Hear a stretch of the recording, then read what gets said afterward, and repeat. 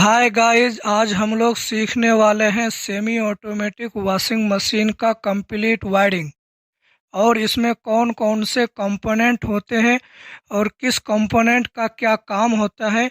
बड़े ही सिंपल तरीके से सीखने की कोशिश करते हैं। तो चलिए वीडियो को स्टार्ट करते हैं। इसमें एक होता है आपका वॉश मोटर। वॉश मोटर का काम होता है कपड़े को धोना। इसमें बेसिकली 3 वायर होता है।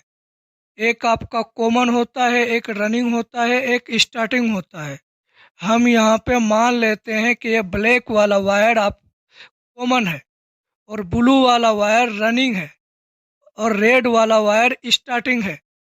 आप कनेक्शन करने से पहले मल्टीमीटर से एक बार जरूर चेक कर लीजिएगा कि कौन सा कॉमन है, कौन सा रनिंग है और कौन सा स्टार्टिंग है। उसके बाद एक होता है हमारा स्पिन मोटर। स्पिन मोटर का काम होता है कपड़े को सुखाना। इसमें भी 3 वायर होता है। एक होता है कॉमन, एक होता है रनिंग, एक होता है स्टार्टिंग। हम यहाँ भी मान लेते हैं कि ब्लैक वाला वायर कॉमन है और ब्लू वाला वायर रनिंग है और रेड वाला वायर स्टार्टिंग। ये दोनों मोटर को चलाने के लिए हमें एक कैपेसिटर कनेक्ट करना पड़ता है। आप देख सकते हैं कि ये कैपेसिटर में 4 वायर है। 2 वायर वॉश मोटर के लिए है और 2 वायर स्पिन मोटर के लिए है। हम जो कैपेसिटर यूज कर रहे हैं ये 10+5 माइक्रोफेरेड का है। आपको एक बात हमेशा याद रखना है कि जो ज़्यादा माइक्रोफेरेड का होगा वो हमेशा वॉश मोटर में लगेगा और जो कम रेटिंग का होगा वो स्पिन मोटर में लगेगा। हमारे पास ये 10+5 माइक्रोफेरेड का है तो 10 वॉश मोटर में लगेगा और 5 माइक्रोफेरेड स्पिन मोटर में लगेगा। इसके अलावा हमारे पास एक स्पिन टाइमर होता है। स्पिन टाइमर का काम स्पिन मोटर को कंट्रोल करना होता है। इसमें 2 वायर होता है। स्पिन टाइमर को जब हम सेट कर देते हैं, जब तक स्पिन टाइमर रनिंग करता है तब तक स्पिन मोटर भी रनिंग करता है। इसके अलावा हमारे पास एक वॉश टाइमर होता है। वॉश टाइमर कई तरह का होता है। हम जो वॉश टाइमर यूज कर रहे हैं ये 3 वायर का है। इसके अलावा स्पिन मोटर से ही कनेक्ट एक डोर स्विच होता है।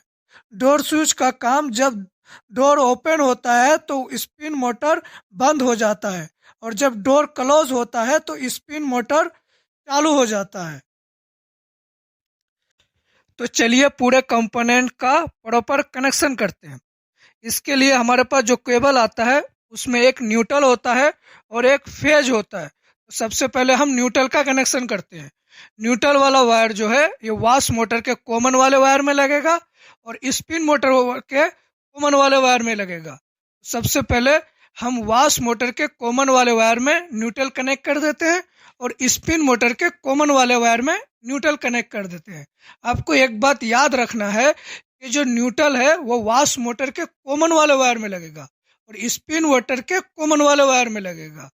यहाँ से हम वॉश मोटर के और स्पिन मोटर के कॉमन वाले वायर में न्यूट्रल कनेक्ट कर दिए। यहाँ से हमारा न्यूट्रल का काम खत्म हो गया। अब चलिए हम कैपेसिटर कनेक्ट कर देते हैं दोनों मोटर में। अब देख सकते हैं कैपेसिटर से 2 वायर आ रहा है और वॉश मोटर में भी मेरा 2 वायर बचा है, एक रनिंग बचा है और एक स्टार्टिंग बचा है। हम दोनों वायर को कैपेसिटर के 2 वायर से कनेक्ट कर देंगे। कोई भी वायर किसी में भी कनेक्ट कर सकते हैं। हम एक वायर रनिंग से कैपेसिटर में कनेक्ट कर देंगे और एक वायर आप स्टार्टिंग में कनेक्ट कर देंगे। इसी तरह से स्पिन मोटर में भी एक वायर स्टार्टिंग में कनेक्ट कर देंगे और एक वायर रनिंग में कनेक्ट कर देंगे। कोई भी वायर हम किसी में भी कनेक्ट कर सकते हैं। तो आप देख सकते हैं कि दोनों मोटर में न्यूट्रल भी दे दिया और कैपेसिटर का भी कनेक्शन हो गया है। तो चलिए अब फेज का कनेक्शन करते हैं। फेज में सबसे पहले हम स्पिन मोटर का कनेक्शन करेंगे। तो जो फेज का वायर है वो स्पिन टाइमर में जाके कनेक्ट होगा और स्पिन टाइमर से निकलकर वो डोर स्विच में आएगा और डोर स्विच से निकलकर वो स्पिन मोटर के रनिंग वाले वायर में कनेक्ट होगा। और टाइमर का काम होता है, जब तक टाइमर हम जितना टाइम तक सेट कर देंगे उतना टाइम तक हमारा स्पिन मोटर रनिंग करेगा। टाइमर से निकलकर जो वायर डोर स्विच में लगेगा होगा, डोर अगर ओपन होगा तो करंट का सप्लाई मोटर तक नहीं पहुंचेगा और डोर अगर क्लोज होगा तो करंट का सप्लाई मोटर तक पहुंचेगा और तभी मोटर चलेगा। डोर स्विच का काम यही होता है। तो आप देख सकते हैं यहाँ से हमारा एक साइड यानी स्पिन वाले साइड का वायरिंग का कनेक्शन कंप्लीट हो चुका है। अब हम वॉश टाइमर का कनेक्शन करेंगे, फेज देंगे उसको। हमारा जो यहाँ से फेज निकलेगा, जो इनपुट निकलेगा, वो वॉश टाइमर के कॉमन वाले वायर में जाके कनेक्ट होगा। वॉश टाइमर में एक कॉमन होता है और एक एनओ होता है और एक एनसी होता है।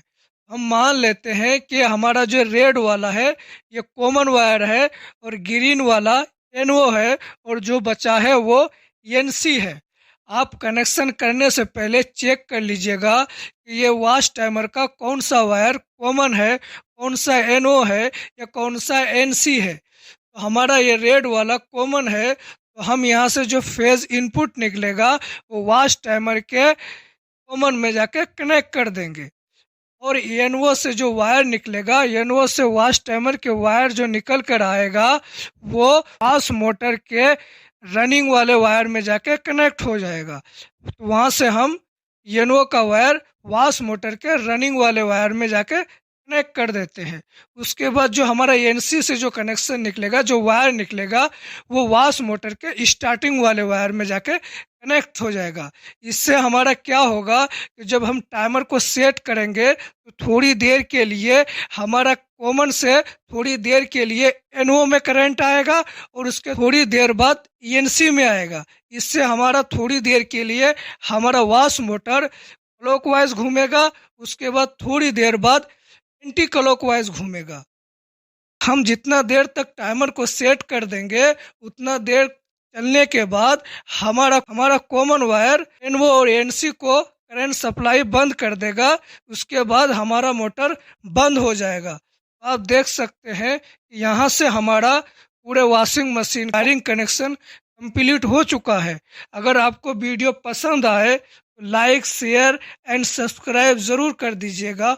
और हाँ, आपको अगर वॉशिंग मशीन के मोटर का कॉमन, रनिंग और स्टार्टिंग निकालना सीखना है तो हम इस वीडियो के डिस्क्रिप्शन में वो वीडियो का लिंक दे देंगे। आप वहां जाके देख सकते हैं और सीख सकते हैं कि वॉश मोटर या स्पिन मोटर के कैसे पता करें कि कौन सा मेरा स्टार्टिंग है, कौन सा रनिंग है या कौन सा कॉमन है।